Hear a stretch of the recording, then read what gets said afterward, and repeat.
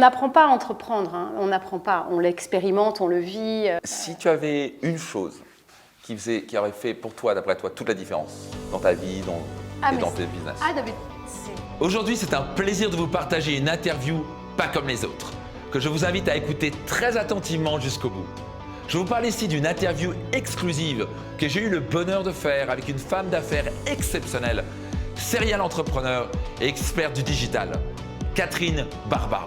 Elle est souvent appelée Madame 100 000 volts ou encore Reine du e-commerce. Catherine a été décorée en tant que chevalière de l'Ordre national du mérite en 2012 et chevalière de la Légion d'honneur en 2017.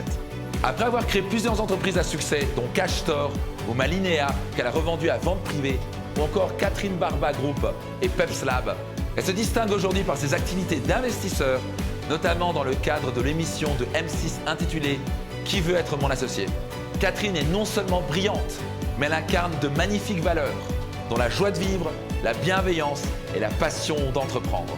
Ouvrez grand vos oreilles, prenez des notes et laissez-vous inspirer par cette puissante interview.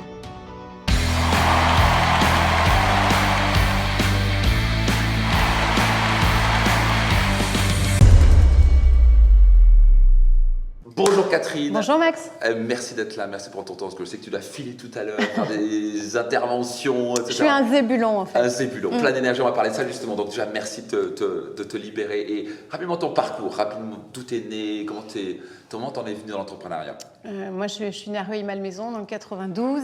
Yes. Je suis d'une famille, je suis fille unique, une famille modeste, très bonne élève à l'école, parcours scolaire d'excellence, prépa, grande école de commerce. Ah. Et puis après, tout de suite, j'ai assez vite basculé dans l'entrepreneuriat parce que j'ai rencontré des entrepreneurs. Et ça t'a plu, qu'est-ce qui t'a attiré là-dedans? Je me suis projetée. Tu vois, si j'en avais rencontré plus tôt, si j'avais fait l'expérience de ce que c'était être entrepreneur plus tôt, évidemment, je l'aurais fait. Dans ma famille, il y avait des salariés ou des fonctionnaires. Donc, qu'est-ce qui t'a attiré? Parce qu'en tant que salarié, en général, on continue salarié. Moi, c'est pareil, mes parents étaient profs. Donc, qu'est-ce qui t'a amené dans l'entrepreneuriat? C'est la liberté, c'est le fait de créer, c'était quoi? Non, j'ai été recrutée comme directeur général d'une boîte qui s'appelait e-France, qui était la société de Marc Simoncini. Son associé, c'était Thierry de Passemard. Et je leur suis reconnaissante pour toujours, parce que c'est eux qui m'ont montré la liberté de ton, la capacité d'action. Qu'entreprendre, c'est construire le monde dans lequel on aspire à vivre. Et moi, ça m'a donné envie de faire pareil. Et quand tu as des exemples aussi extraordinaires à tes côtés, t'essayes. J'ai essayé de faire comme eux.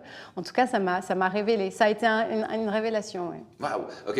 Et ton parcours, donc tu as commencé avec e-France. e-France, donc moi j'avais mes modèles, voilà, et puis après j'ai fait une première entreprise qui était un site de cashback.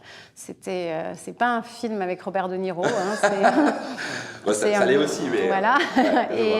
Et donc pour encourager l'achat en ligne, à une époque où acheter en ligne c'était pas très courant en France, il y avait beaucoup de réticence. Et le cashback, c'est quand tu achètes, tu reçois de l'argent. Je pensais que c'était un bon levier. Tu as eu l'idée? L'idée est venue quoi, des Suez? Oui, tu sais, en fait, les idées, elles viennent souvent. Les gens me disent souvent, j'ai pas d'idée, c'est très difficile. En fait, il suffit de regarder. La seule façon, c'est comment tu observes les clients, les besoins, les marchés, ce qui n'est pas adressé. Et puis des exemples. Tu avais regardé, il y avait des options, tu te dis, tiens, pourquoi pas faire ça en France? Oui, exactement. Et donc, comment tu as démarré? Est-ce que tu démarres entrepreneur? C'est ta propre boîte à 100% ou tu avais des associés? J'avais 3 associés qui n'étaient pas en poste, qui avaient des boulots à côté, tu vois, donc qui n'étaient pas opérationnels et qui faisaient ce que moi je ne savais pas très bien faire, la finance, la tech et le marketing client. Donc tu as cherché la complémentarité. Voilà, et donc on a investi ensemble, après on avait des locaux, tu as tous les trucs du début, quoi, hein. Tu trouves ta banque, tu trouves tes premières équipes. Vous avez mis votre propre argent, vous avez fait une levée de fonds. Non, on avait notre argent, okay. Mais voilà, donc c'est pas, tu vois, c'est pas si difficile en fait. C'est comme, tu vois, avoir un enfant. Quand on te dit, mais c'est compliqué, vous allez avoir un enfant, mais vous allez bien savoir le nourrir et comment ça va se passer. En fait, tu te poses pas la question. Tu vois, il y a un moment, c'est une nécessité dans ta vie. Moi, je me suis dit, c'est mon histoire et ça a toujours été comme ça la façon dont je fonctionne, c'est qu'au fur et à mesure, les difficultés surgissent, les choses que tu n'avais pas prévues, mais en fait, tu les gères. C'est un pas. C'est comme pour le marathon, un pas devant l'autre. Ça, tu te focalises sur les problèmes, ça te focalises sur les solutions. Et dans ce cas, tu l'as revendu la boîte plus tard? Oui, tout à fait. Donc, je l'ai vendue 6 ans plus tard à mon principal concurrent, avec l'équipe, le fonds de commerce, les contrats. En parallèle, j'avais créé une autre société qui s'appelait Malinea, parce que cette société-là, elle peinait quand même à faire le chiffre d'affaires que j'avais écrit sur mon petit business plan du début. Et donc, j'ai créé une agence pour encourager, pour améliorer les taux de conversion sur les sites e-commerce, pour améliorer les sites e-commerce, pour fabriquer ensuite des sites e-commerce. Et cette activité que j'avais commencée en parallèle, elle aussi a grandi. Et elle aussi, je l'ai revendue en 2013 à Vente Privée, au fondateur de Vente Privée, avec qui je me suis associée pendant 1 année. Et après, je suis partie aux États-Unis. Aux États-Unis, tu es partie où et pourquoi? Une nouvelle aventure à nouveau? Ouais. Tu as lancé une boîte là-bas? J'ai lancé une 3e boîte là-bas. En fait, je suis partie...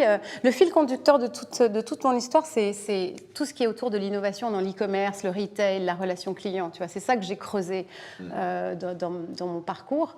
Et puis, c'est aussi tous les sujets, mais ça, c'était un peu plus... C'était en parallèle, mais très lié. C'est tout ce qui est autour de la diversité, l'inclusion, les femmes entrepreneurs, parce que moi-même, je suis une femme et qui entreprend. Et cette cause a été la mienne. Mais sur le côté business métier, ce qui est vraiment mon expertise, c'est tout ce qui est la vente à distance, la transformation du retail. Donc quand je suis arrivée à New York, évidemment, c'est le temple de la vente là-bas, c'est le temple du commerce, et je me suis dit, je vais apprendre plein de choses sur la transformation des boîtes de commerce. Donc c'était pour apprendre que tu y allais, principalement. Tu as quand même lancé une boîte américaine? Oui, j'ai lancé une société américaine qui est un observatoire sur la transformation du retail. Donc j'allais interviewer des patrons de Walmart, de Target, de Best Buy, plein de startups aussi, pour comprendre les ressorts d'une boîte qui se réinvente plus vite qu'une autre. Et je ne savais pas à quel point c'était avant Covid, tu vois. Donc aujourd'hui, c'est encore plus... Le sujet de se réinventer, il est encore plus prégnant. Là, tu me parles d'un truc intéressant, c'est que toi qui avais déjà un niveau de succès important, tu avais vendu déjà 2 boîtes à succès, tu as gardé quand même un état d'esprit très élève, humble, si on peut dire ça, d'être un éternel étudiant. Ça, c'est sûr. C'est ça, donc ça, à quel point c'est important? On n'est jamais arrivé nulle part, ça c'est certain, tu vois. Et c'est vrai qu'à un moment, tu es dans ta zone de confort, tu sais que tu décroches ton téléphone et tu peux accéder à des gens importants qui te reçoivent rapidement. Tu as vite fait de te prendre pour ce que tu n'es pas, quoi. Tu vois. C'est vite fait de tomber dans l'ego, là. Et puis, et moi, j'avais aussi envie de me remettre en risque, parce que j'aime bien ça, je suis maso peut-être. Non, mais j'aime bien, tu vois. Je crois que c'est un besoin fondamental, c'est de croître. Non, et puis d'apprendre, d'explorer. Et tu arrives aux États-Unis, c'est clair que personne t'a attendu. Les gens ne te connaissent pas, tu ne sais pas pitcher en anglais. Là-bas, si en 40 secondes, tu n'as pas expliqué ce que tu vends et que ça correspond à ce que la personne achète, la conversation, tu as beau avoir fait 2 heures de route pour aller la rencontrer, la personne, elle s'arrête. Et ça m'est arrivé, tu vois. Donc, c'est une énorme leçon d'humilité. C'est génial de faire un pas de côté pour aller chercher de l'oxygène ailleurs, de voir comment les choses fonctionnent. Et puis de revenir chez toi après avec une énergie décuplée. Et là, tu lances une boîte en ce moment, c'est ça, pendant qu'on parle, en France? Je la prépare. C'est long, c'est 1 an et demi de préparation. Donc il y a une vraie barrière à l'entrée. Oui, je pense qu'il va y avoir beaucoup d'entreprises qui vont devoir réduire leur masse salariale, malheureusement, à la faveur de tout ce qu'on est en train de vivre. Et que de moins en moins, il y aura de moins en moins de plans B salariés. C'est aussi le fait que la plus jeune génération... Je ne sais pas, les uns les autres, être salarié, ça fait quand même moins rêver. C'est clair. Le boom de l'entrepreneuriat en France. Et puis l'univers corporate non plus ne fait pas rêver. Donc il y a une soif d'autre chose. Et puis il y a une nécessité économique qui fait qu'il n'y aura plus de boulot. En parallèle, la solution, c'est que je vais créer la première école des indépendants rentables. Je vais transformer les gens qui perdent leur job ou les gens qui ont envie d'une deuxième partie de carrière réussie en indépendants, mais rentables. Donc c'est quoi? C'est les former? Ouais, enfin, on n'apprend pas à entreprendre, hein. On n'apprend pas, on l'expérimente, on le vit, mais en revanche, tu as des basiques à connaître. Si tu n'es pas bon en vente, si tu n'es pas bon en digital, si tu n'as pas des notions de gestion, si tu es mal entouré, ça ne marchera jamais, jamais. Si tu ne choisis pas bien le marché sur lequel tu vas, ta proposition de valeur distinctive et donc pourquoi ça te ressemble. Donc il y a des fondamentaux, mais il y a aussi beaucoup de liens. Tu es en équipage, tu as un mentor. Et donc je pense qu'il y a un déport de création de valeur économique qui va aller de l'entreprise vers les individus. Et moi, j'ai envie d'accompagner cette transition. Je connais bien les startups, cet univers-là, enfin même les entrepreneurs, tu vois, l'état d'esprit d'un entrepreneur. Et ça se transmet. La confiance, ça se transmet. Tu vois, l'énergie aussi, ça se transmet. Et ça, sont des fondamentaux des entrepreneurs. J'adore ça. Et puis, je connais bien les grands groupes parce que j'ai sévi de plusieurs manières. Et donc, je pense que je suis la bonne passerelle entre les deux. J'adore. Et je vois que tu es excitée par rapport à ça. Donc, parlons un petit peu de deux choses. Alors, première, j'ai tellement d'idées qui me viennent là. Le numéro 1, c'est la confiance. Alors, quand on s'est eu au téléphone, tu m'as parlé d'un truc qui est assez intéressant. Tu m'as dit la confiance. Parce que moi, j'ai un autre point de vue par rapport à ça. Je pense que la confiance, ça se crée personnellement. Mais toi, tu disais, et je trouve ça très intéressant, la confiance, ça se transmet.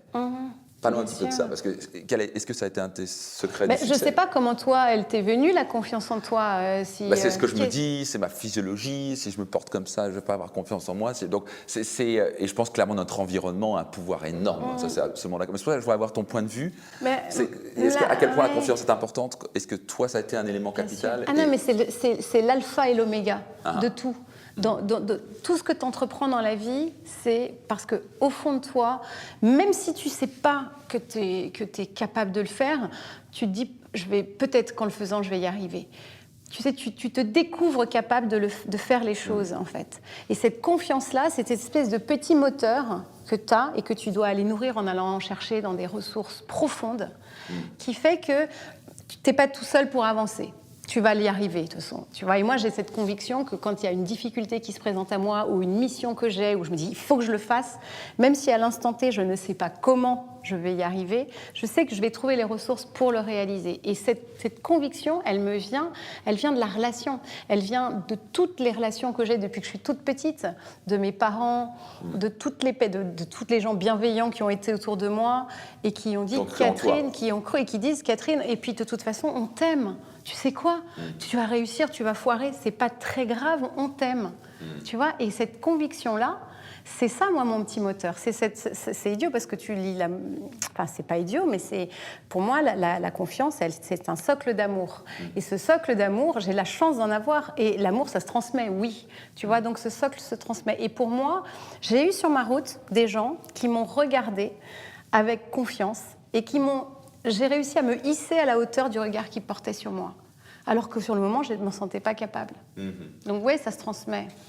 Très, très intéressant. Et qu'est-ce que tu dirais de quelqu'un qui n'est pas entouré, justement ? Parce que là, tu parles qu'il y a un élément fondamental, que la confiance vient aussi par l'amour qu'on le porte. Mais qu'est-ce que tu dirais des gens, parce que c'est souvent le cas que j'entends dans mes séminaires et programmes, moi je suis entouré, en gros, de familles qui ne croient pas en moi, de voleurs de rêve, des gens qui ne pensent pas grand. Quel serait le conseil ? Mais est-ce qu'on peut couper ces liens toxiques ? Tu vois ? Est-ce qu'on est obligé d'être entouré de gens qui nous transmettent des choses négatives ? Alors, si c'est tes parents, ouais, c'est difficile, tu vois. Mais dans ces cas-là, tu peux peut-être trouver des adultes, d'autres adultes. Je pense aux plus jeunes, parce que c'est là aussi que la confiance se construit. Des sources d'inspiration. Oui, des gens qui vont te dire... tu vois, là, j'ai la fille d'amis qui cherchait un stage. Et je lui dis, viens avec moi. Pendant un mois, tu vas passer du temps avec moi, tu vas être à mes côtés. Et alors, elle était super excitée. Puis hier, elle me dit, mais pourquoi c'est moi ? Mais je ne me sens pas légitime. Et puis, il y a plein d'autres gens qui ne savent plus faire de choses que moi. Mais c'est pas grave. C'est toi que j'ai choisi et on va le faire ensemble. Et tu vas y arriver. Tu vois, ça se transmet. Donc, comment est-ce qu'on est soi-même un adulte bienveillant ? Et pas simplement avec des jeunes, avec tous les gens autour de nous.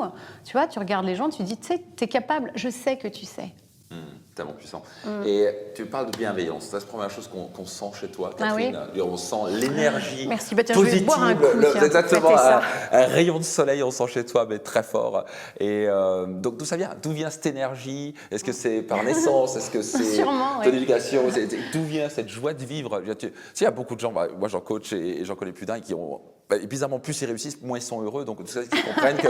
En fait, j'ai tout foiré, c'est pour ça que je suis hyper heureuse. Non, mais en fait, il y a ce phénomène il y a ce phénomène. Moi, j'étais tombé dans le panneau, c'est quand j'atteins ça, je serai heureux. Et en fait, tu tombes, comme moi, tu te rends compte que c'est pas du tout ça qui te rend heureux. C'est dingue, hein. Qu'est-ce qui fait que non seulement tu as du succès, mais qu'est-ce qui fait aussi cette joie de vivre ? Est-ce que ça à quoi bon aussi de gagner beaucoup d'argent et réussir si tu n'es pas heureux toi ? Et toi, c'est alors rare moi, et c'est beau. Je me fous de tout. C'est-à-dire que j'ai la conviction profonde et ça m'est donné, tu vois, que rien n'est grave. C'est-à-dire qu'il y a des choses importantes, il y a des choses tristes, il y a des choses gaies, il y a des choses urgentes, mais il n'y a rien de grave. Et qu'est-ce que tu entends par rien de grave ? À quoi tu penses ? Je pense qu'il y a notre vie sur Terre, elle passe si vite, tu vois. Elle est tellement fugace et les échecs comme les succès, c'est tellement relatif, tu vois. qu'est-ce qui reste au fond? Qu'est-ce qui reste de nous quand on aura 95 ans? J'espère bien tenir jusque-là, même 100, tiens. 120 ans, tu rigoles avec la technologie. Et tu vois, et en fait, donc la chose qui me sauve, c'est que j'ai un recul énorme sur tout, tu vois. Ma fille me dit, mais moi, tu te fous de tout. Non, c'est pas vrai, c'est pas vrai. Tu as une perspective de qu'est-ce qui est essentiel, c'est ça que tu veux dire? Sûrement, ouais, je pense. Autant que je suis en vie, autant que mes enfants sont en vie, tout va bien. Je vois des gens autour de moi. Il y a un bouquin remarquable qui s'appelle « 2 petits pas sur le sable mouillé ». Et c'est l'histoire d'une maman qui perd 2 de ses enfants, quand même. C'est un truc hyper difficile. Et la fille, tu la vois, Anne-Dauphine Julien, elle est rayonnante. Et elle dit, quand elle a appris ça, que ses enfants, enfin, une de ses filles était petite, elle dit si je ne peux pas ajouter des jours à ta vie, je vais ajouter de la vie à tes jours. Donc chaque jour va être très intense. Et moi, j'ai ça. Je pense que j'ai envie d'ajouter de la vie à mes jours. J'ai cette certitude que c'est court, tu vois, que ça ne dure pas longtemps et que, voilà, on n'a rien à perdre. Mais bon, tout ça, ça me vient aussi sûrement de ma foi. C'est un truc qui m'habite. Parle-moi de ça. Tu parles de ta foi. Qu'est-ce que c'est, de quoi tu parles ici? Je suis très curieux. Quand j'étais en 5e, je pense, j'ai fait une rencontre inouïe, tu vois, un soir dans ma chambre. Tu as rencontré Jésus. Ouais, c'est un peu ça. Je sais pas, c'était en tout cas une puissance d'amour inouïe et de lumière. Et je me suis dit... Je sais pas, c'est hyper bizarre de se dire. Quelqu'un qui n'est pas là, tu fais référence à Dieu ou... Oui, je pense. En tout cas, tu lui donnes le nom que tu veux, mais c'est une énorme puissance d'amour. Et toi qui te dis, Max, je te connais et je t'aime, quoi. Tu vois. Et moi, j'ai senti ça. Et c'est là que je me suis dit, ça va, il n'y a rien de grave, quoi. Si, tu vois, tout va bien. Et je me suis sentie accompagnée. Et je vis ma foi. Hein. Moi, je suis catholique. Je suis un pilier de messe. J'adore la messe. Le truc super. J'adore. C'est à mourir d'ennui parce qu'il y a beaucoup de prêtres, malheureusement, qui sont désespérés et très seuls. Ils ne sont pas assez nombreux. Dans les églises, parfois, c'est clairsemé, c'est à se flinguer. Mais j'adore la messe, j'adore aller écouter l'Évangile. Je repars de là, c'est un enfant de cœur, moi. Ma mère était prof de religion catholique. Eh bien, il faut y retourner, vas-y. Non, mais tu vois, et moi, ma foi, c'est quelque chose qui est un pilier de ma vie. C'est un pilier de joie. Ça te donne la force, ça te donne cette confiance. Oui, puis c'est comme une amitié, tu vois. C'est un truc qui se renouvelle, c'est une rencontre. Il y a la religion, on peut y penser ce qu'on veut, mais il y a la foi, c'est cette espèce de...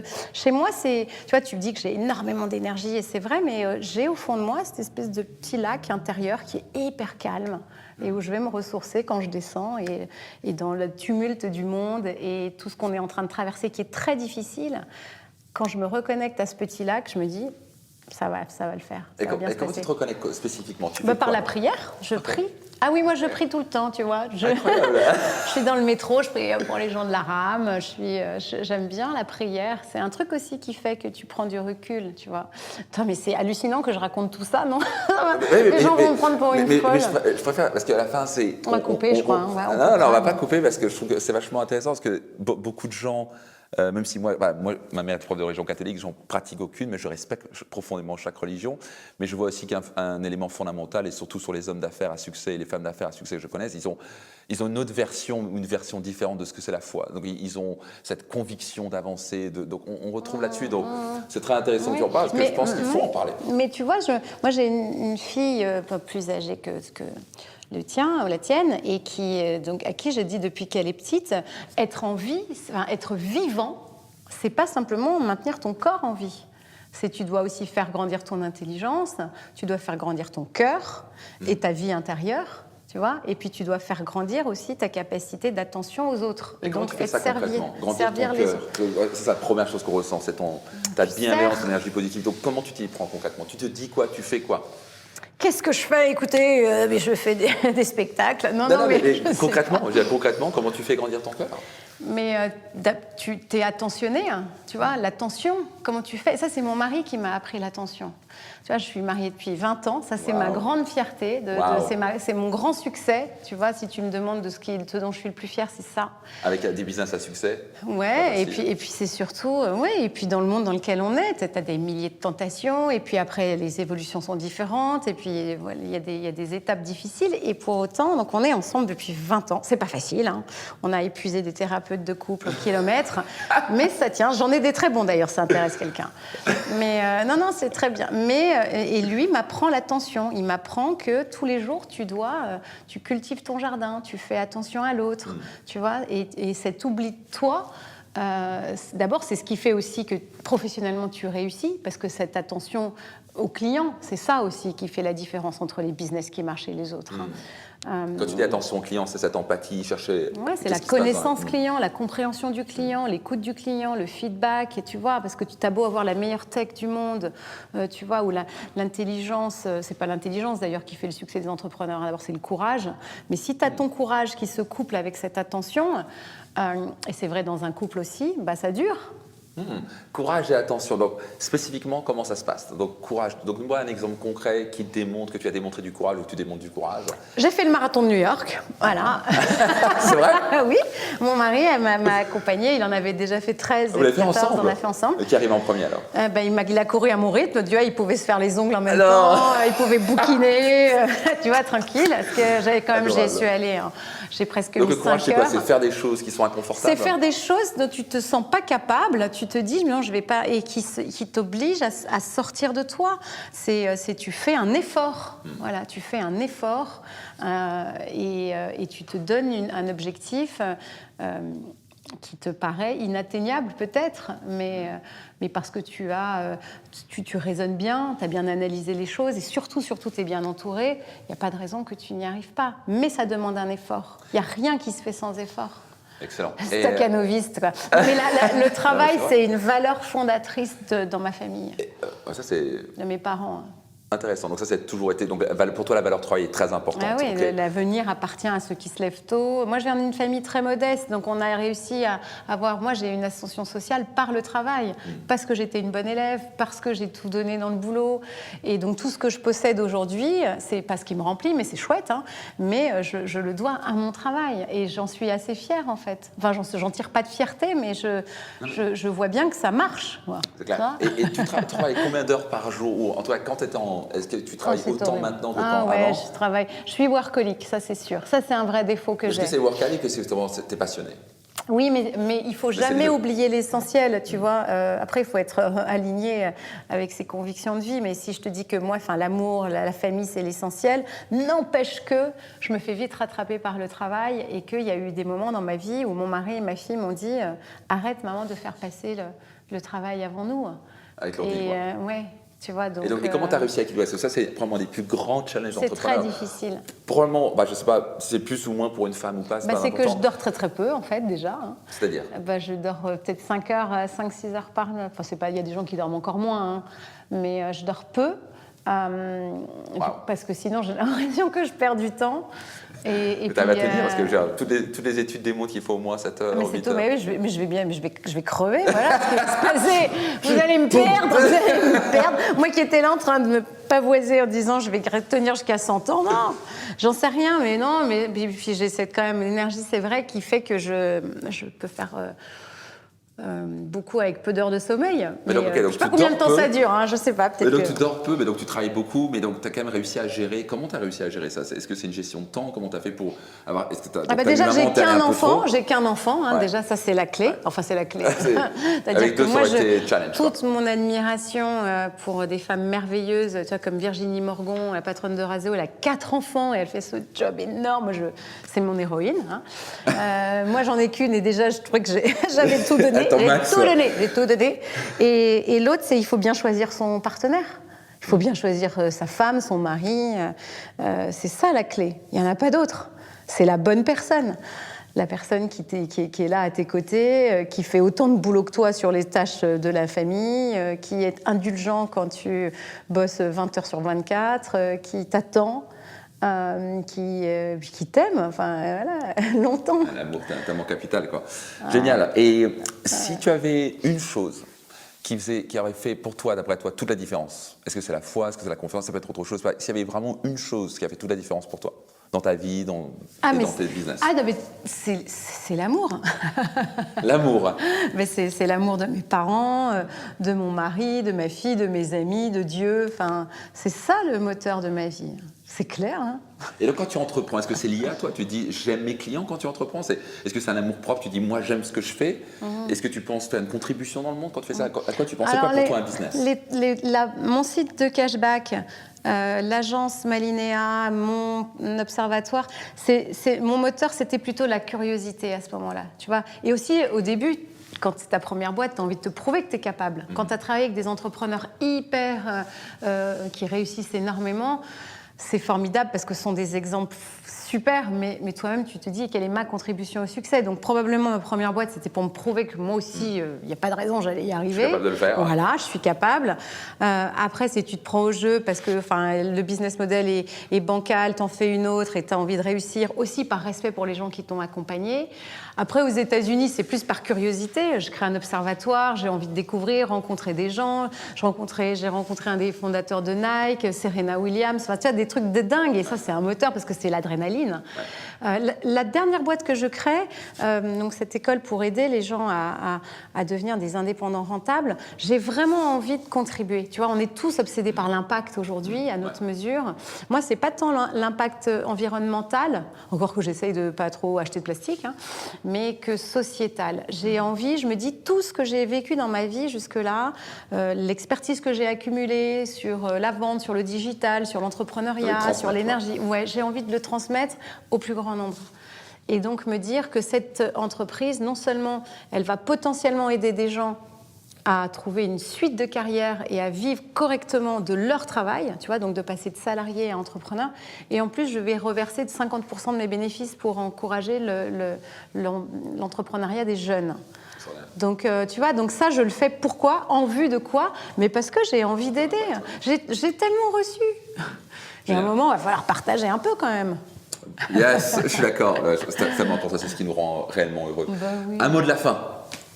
Quand je dis un mot de la fin égal, s'il y avait, là, il y a des entrepreneurs qui nous écoutent, des gens qui ont des projets, des challenges, peut-être des femmes qui veulent lancer un business ou qui sont en business, mon Dieu, c'est tellement compliqué. Qu'est-ce que tu as envie de leur dire? Mais entourez-vous bien, les amis. Tu vois, on fait rien tout seul.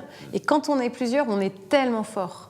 Tu vois, moi, j'ai toujours été entourée de gens qui me critiquent, mais qui m'épaulent, qui m'inspirent. Donc, trouve ces gens-là et entoure-toi, enfin, sois bien entouré.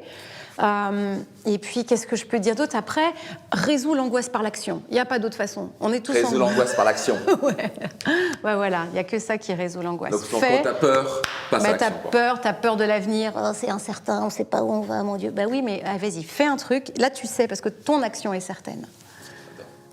Merci Catherine. Merci à toi. C'est génial. Abonnez-vous maintenant. Cliquez sur le bouton s'abonner ainsi que la petite cloche pour recevoir gratuitement des vidéos qui vous permettront de développer votre confiance en vous, développer votre puissance personnelle et booster vos finances et vos relations. Cliquez sur le bouton s'abonner maintenant.